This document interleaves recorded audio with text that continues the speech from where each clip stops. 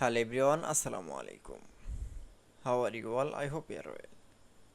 Welcome back to my channel in this new video.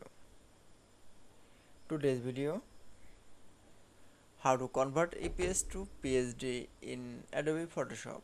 So let's started. At first open your Photoshop document. In this video I will show convert EPS to PSD. Now you can see, now going to the file menu option, then click. Now select from open option. Now we find your EPS file. Now select.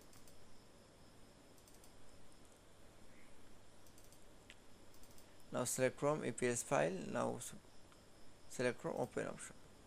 Now you can see, then show the EPS file from open. Now you can see this convert from PSD.